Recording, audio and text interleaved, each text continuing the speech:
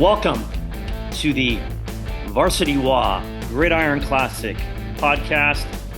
The tournament just ended here Saturday night at Husky Stadium. I'm Todd Milles, your host, with Lauren Smith, the producer, and our regular guest, the championship coach, Eric Kurle in Chelan, and Matt Evans in the Tri-Cities. 6 pretty darn good games, guys, in the books. Let me go over the scores before we start giving our 2 cents about how these games ended up. Friday games, the 1B championship game, number 1 DeSales 26, number 2 seed Liberty Christian 14, followed by the 1A championship game, number 1 and 5-time defending state champ Royal 21, number 2 Kashmir 20, and the nightcap Friday, the 3A championship, number 1 O'Day 21, number 2 Mount Tahoma 14. And today, the morning game, the 2B championship, number 3 Tri-Cities Prep 47, number 1 Toledo 34. The 2A championship game, number 1 Archbishop Murphy 35, number 2 Tumwater 20. And the game that just finished here a half an hour ago in the 4A championship game in overtime, defending state champ and number 5 seed Sumner 41, number 2 seed Lake Stevens 35. Before we get into last night's game, let's go right to the game that I think everybody wants to hear about, wants to talk about, and that's the 4A championship game. There's some varying reports on what Lance McGee rushed for. It's anywhere between 340, and the WIAA official stats have him for 435. They're going to rewatch the game tomorrow and restat it. It doesn't change the impact that Lance McGee had in this game. He tied a WIAA championship game record, all classification, with 6 rushing touchdowns, including the 1-yard score in overtime to give Sumner the win. Matt Evans, let's start with you. What did you think? What stuck with you about this 4A championship game tonight at Husky Stadium? For me, it really was just the blocking up front from Sumner. Their offensive line opened up so many holes for Lance to be able to get through. But I thought that the big thing for them was just how well they set the edge.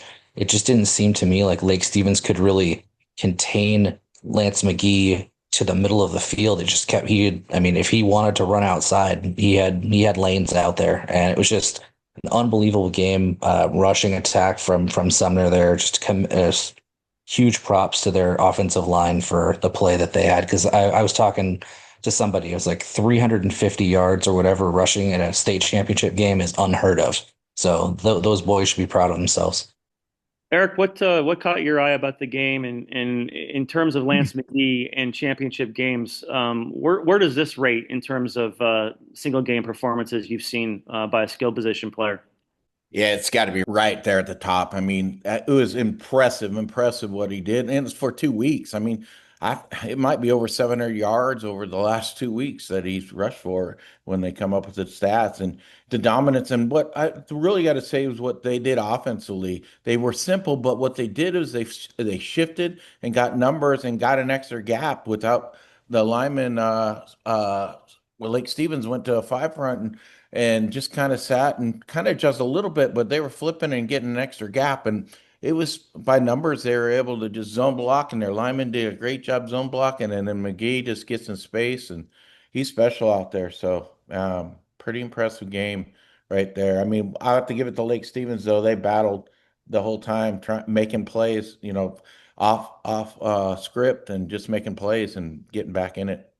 It's funny. The old linebacker and Keith Ross, I asked him after the game, were you surprised that they never went away from doubling Braylon Pope? They double-teamed Braylon Pope the whole game, took him out of the game. I don't think he even had a catch. To put an extra guy in the box, and he's, as the old central linebacker, and said, yes, I think the number one priority in a game like this is protecting the box. And Lake Stevens never really did that. They did some different things. They stunted, they blitzed. I mean, Tom Tri said we did everything. We spied. We did just about everything to stop him and couldn't. Eric Kurle, were you surprised by that, by their approach, doubling Braylon, and never really going away from that? So personally, yeah, I was really surprised. I mean, for me, and I'm not their coach. I don't know what they're good at, what they're great at, and Tom tries the best. One of the best coaches. But for me, my concept is let's stop the run. let's make them beat us outside. And when we can adjust and have that package ready, but let's stop the run because that's what, the week before was all about the run. Yeah, they got some ISO patterns to Pope on occasion, but the kid threw a great ball here and there. Let's make him throw that great ball again, is how I would think as a defense player. And so, our defensive coaching my schemes is let's make him throw that great ball again on time, on and out. So that's what I think. But I thought that it was tough because McGee's pretty special. So Yeah, I mean, I know Braylon Pope had 4 touchdown catches in the first matchup that Lake Stevens won in the season opener. And you brought up a good point, Eric. It was a rough second quarter for the Vikings. 2 missed fourth downs, a Moser interception. So what does Tom try to do right out of halftime? He goes right to an onside kick to steal a possession. It felt like he brought everything out in his bag of tricks to try and win this football game. Have you ever been in that position, Eric, where you're down 2 touchdowns or more? The team that you can't stop gets the ball in the second half. What did it feel like to you in terms of Tom Try and some of the things he was trying in the second half, even to get this game in overtime? yeah, I was really impressed because I thought the better team physically out there that showed the whole day was Sumner, and what they did scheme wise and just to make plays, taking chances on onside kick, battling back. It's kind of just trying to get back in it. By doing that. Similar when we played Pasco when I was at Bethel and we were in the finals, and they were a better team. We did a couple trick plays and made some plays that kept us close and down there. Not that Lake Stevens did that because they battled the whole game doing that, and that was a low scoring game than one before. But I really was impressed by how they kept in it, finding ways off script, onside kicks, whatever they could find to do to keep in that. Even though they couldn't stop Summer running the ball and just controlling the ball, so that was a tough situation. Blake Moser was fantastic in this game, over 200 yards passing, over 100 yards rushing, 4 touchdowns on the ground in a losing effort. I think I'd seen something about it's the first time Blake Moser has lost a football game since he was a kid. A little kid. So this is a group that's going to be back, a lot of them, next year for Lake Stevens. Do not expect the Vikings to go away in 2026. Let's go to the 3A championship game that was played Friday night, guys. Monty Kohler and O'Day trailing with 5 minutes to go, 14-13, goes down and gets the touchdown on the 2-point conversion, and then holds Mount Tahoma to win and defend its championship 21-14. Matt Evans, what struck you about the 3A championship game Friday night here?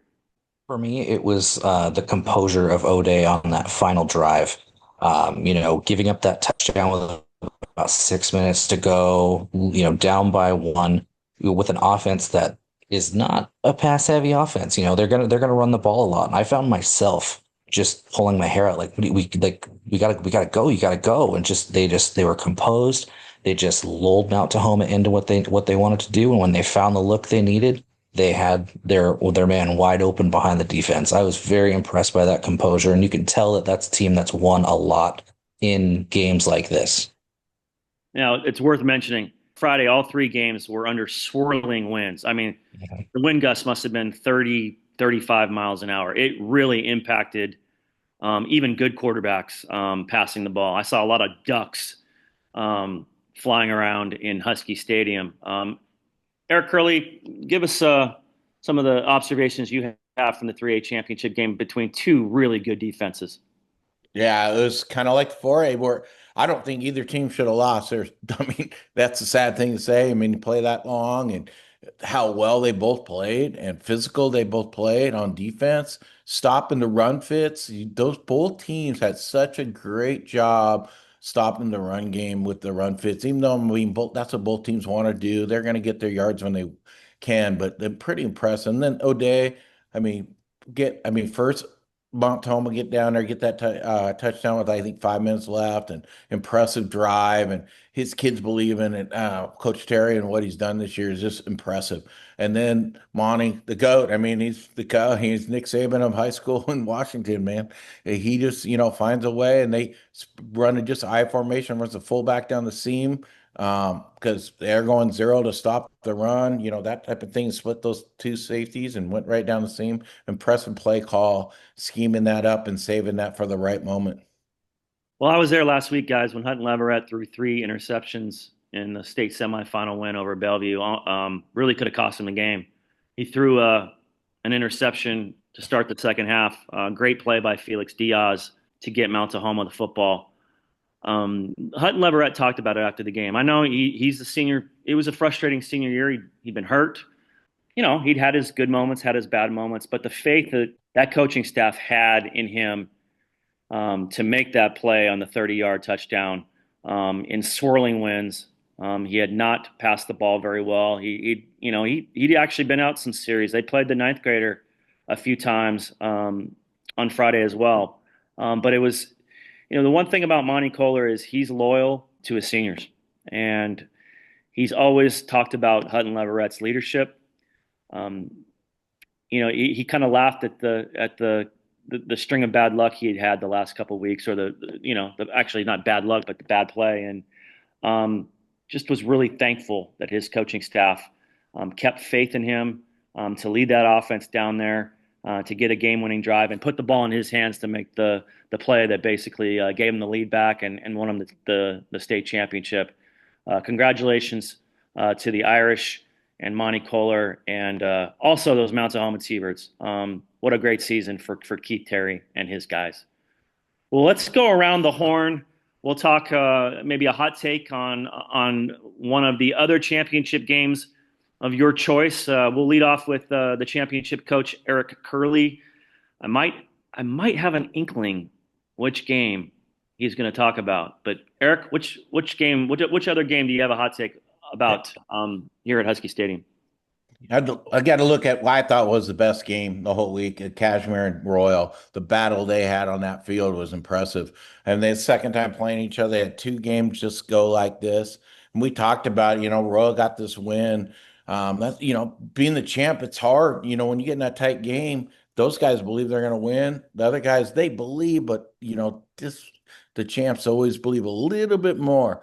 But, Kashmir going down there, getting the chance to go ahead and go for that 2-point play, and which I think was the right call. I mean, you got to go after it. I think they felt like in that 3 yards, that's the way they're going to win it with that. So, but going out there and have that chance, it was impressive. Logan Speeds made a great play to get him down there. Hatmaker making plays, running the ball a lot in this game. And then the Royal guys, I mean, Jenks and all those guys, what they do, impressive how many athletes Royal has on the field on the outside. I was surprised. I haven't watched a lot of Royal film, but just the spreads and the schemes they do outside throwing the ball, impressive for 1A, and that's why they're so dang good. Yeah, I agree with you. I thought it was the best played game of the 6 games I saw here at Husky Stadium, the 1A championship game, Royal beating Kashmir 21-20. Matt Evans, is there a game you have a hot take about on any of the other games that have not been mentioned? Well, I do want to say I agree with you, Coach. I would have gone for 2 as well. You never know if you're going to get an overtime, if you're going to get another chance to win that game. So yeah, I think Kashmir made the right call. I want to touch base on a common theme in the 2B and 1B game: momentum halting turnovers. In the 1B game, Liberty Christian having a lead, driving down the field, about to go up 3 scores before throwing a pick 6, and then after that's just all the sails. Toledo in the same sort of breath, they make a big stop after the start of the second half. And then fumble the ball. Another couple turnovers, 3 turnovers for Tracy's Prep to score 20 points to just seize control of that game. Obviously it was pretty windy up there, but you got to make sure that you control the ball. And if you lose the ball, you got to limit the damage that comes from it. And both teams that won those B games were able to take advantage of the turnovers. Well, I guess the last game that we haven't touched bases on was a 2A championship game, a game that I think the 3 of us thought that Archbishop Murphy would win comfortably. Archbishop Murphy, it was clear that they had more more talent than everybody in this classification. One, despite sometimes playing loose football, just down and distance procedures, careless penalties. They could overcome all that stuff because they had Jack Severs, they had Henry Caballas, they had Hakeem Smalls, they had a defense. What I think a lot of those guys are going to play college. I got to tell you, I was really impressed though with Tom Waters' game plan. They are an efficient operation, a clean operation, and I think that's what sort of kept them in this game. They really got nothing going in their run game. Jackson Budd made a couple plays in the past game, especially the touchdown right before half that cut it to 14-7. But at the end of the day, Archbishop Murphy's talent won out. But I do consider the Thunderbirds, with what they have coming back, I think they lose 4 or 5 seniors. They will be the preseason number 1 in Class 2A. So Thunderbirds fans, I would make some plans to be back at Husky Stadium for a 4th consecutive year in 2026. Well, that will do it for our VarsityWA Gridiron Classic podcast here Saturday night. We are stationed at Husky Stadium, joined by my regular guest, the championship coach Eric Kurle, Matt Evans at Evans Rankings in the Tri-Cities. I'm your host, Todd Milles. It's been real, guys. Appreciate the listeners all season long.